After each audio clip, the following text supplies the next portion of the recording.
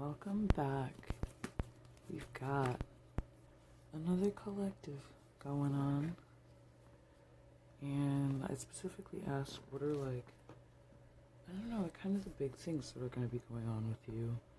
And I'm excited for it. Already, starting with these two cards, just that message of you're finally deciding where you want to go. These were kind of pulled together, so in combination between the Judgment and the Seven of Cups, if you're multi-talented, entrepreneurial, it can feel like you're pulled in like 100 different directions because there's so many possibilities for things, but we kind of know that until we choose, we're kind of just going in circles. I'm sure everybody feels like that sometimes, but once that big decision happens, that's when things kind of blossom up in your life because you're kind of ready to choose what direction you're going to be going in. And so that decision's very likely happening, and it's a big one. Whether it's starting school for something new and you finally pick a major, whether it's deciding what kind of job or internship you want, whether it's deciding whether you want to work at all or start your own business from home, start a new hobby that you really want to pour all of your energy to. When you decide, you kind of pronounce who you are, and so that judgment is judging what side of yourself, and not even being yourself, but creating yourself. Okay, we got these pulled all together.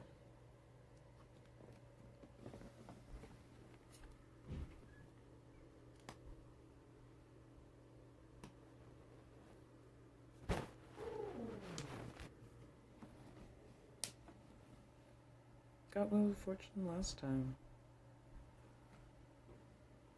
It's such a good one. Very kind of just a lucky opportunity. Especially too with the reversal of the Two of Swords, when you're not hung up on that decision anymore. You know, you pronounced what you want to do, the luck becomes insane because you recognize opportunities more. And it's like, that Ten of Swords kind of confirms everything bad that could have happened already happened. It's the most painful things, the kind of most difficult part is already over, and now you can kind of just move forward with these opportunities. And I feel like it's kind of patterned like that. We all kind of like move in and out of certain patterns where life is more and less painful, and where we're kind of, where we feel like we're in control versus not, or where we feel like we're winning or we're not. But I think this is the end of a very hard period, just deciding where you want to go. I think it's interesting too because that Seven of Cups is choosing, and the Ten of Swords reversed is that idea that you chose. You're not hung up on the two decisions anymore, and it makes the cross, just like the Wheel of Fortune makes the cross of like, well, now that indecision just turns into a compass of like, where do I want to go? And the Ten of Swords says all the pain that you're afraid of feeling from going forward, you've already felt. So it's not going to be so hard. The Hermit. People probably don't see much of you, and if they do, they'll probably see a lot less of you because you are focused, and, it takes energy. Even like, say we want to grow a plant, that plant needs some of our energy to grow, and that's what sunshine kind of is too. So you can't sprinkle your little energy on everything. You have to conserve it for the things that are important to you, and I think this is really going to be a time of conserving your energy for what's important. If you've made that important decision about like what you're wanting to do and what new opportunities you want to have next, and you're getting extremely lucky, as we see with that Wheel of Fortune again, it's popped up a couple times lately, then you are so self-satisfied that you let people see less of you. And you're making the judgment and discernment of like, okay, how do I want to spend my time?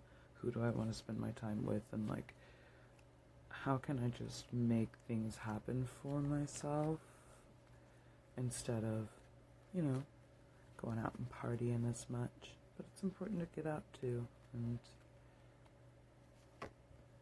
we've got the Ten of Cups. Move it down a bit. It's an ultimate happiness card. Always a very beautiful pull, but something just related to like just the deepest type of fulfillment that you want and crave in life is related to this. Right diagonal. It's funny too because it sits diagonal from the Seven of Cups. That is the decisions. And it's like from the decision that you finally decided to go, you experience all the whole array of things that you wanted. And diagonal from that Wheel of Fortune to say that with this Ten of Cups, you got lucky and you're happy with your decision. You put in the hard work, and it's like we have 10 swords, but we have 10 cups too. Like, we've been hit 10 times, but we have 10 times more happiness than we maybe ever thought was possible.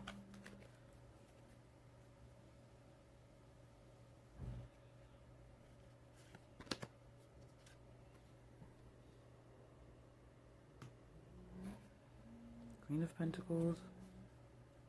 You're truly feeling yourself.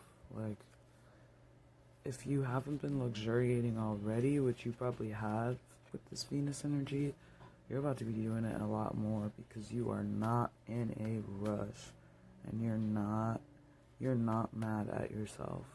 And that's probably what's drawing more of these opportunities to you, too, drawing yourself inward with the Hermit and kind of, that reassuredness of the Ten of Swords of like, okay, the worst is over. Like, I can handle that. And if you want to do some sympathetic magic, you can get 10 sewing needles and say to the universe, the requirements have been fulfilled. That's just something I learned in this podcast the other day, but it kind of just balances out that energy of like, if you feel like something's coming, you can create that image of your life and then kind of ward that energy away if you feel like it might be intense. But I more so think it's just in the realm of like, the worst part's over, and that's the hardest part, and everything gets easier. And look, the reverse Two of Swords has that cross, one pointing to the Queen of Pentacles and one pointing to the Hermit. So we kind of have that you're choosing you, and that's why happiness is kind of in that full rainbow, because you're in the driver's seat. It's like that SpongeBob episode, imagination.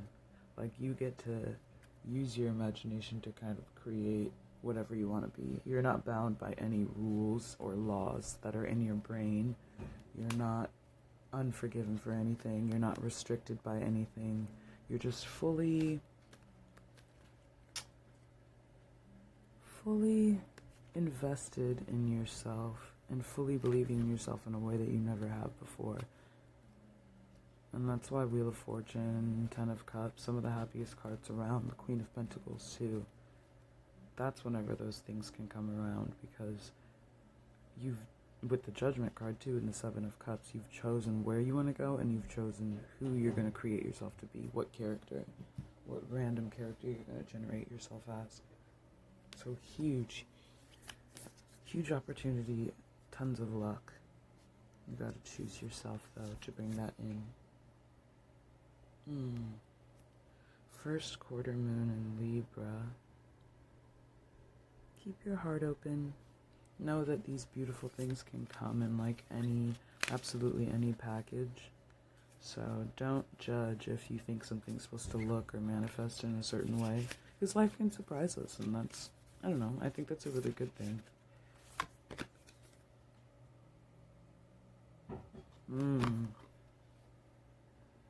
Last quarter moon in Pisces.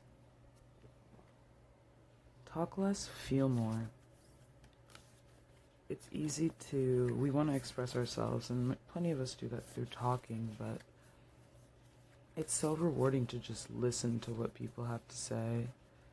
And people are so funny, and they have so many things to share, and they want to express themselves. And we can totally just feel. And, in the inverse, if you're someone that doesn't talk much, maybe it's time to talk a little bit more, because you need to let your feelings out and let someone feel you. Keeping an open heart and feel more, those two go hand in hand.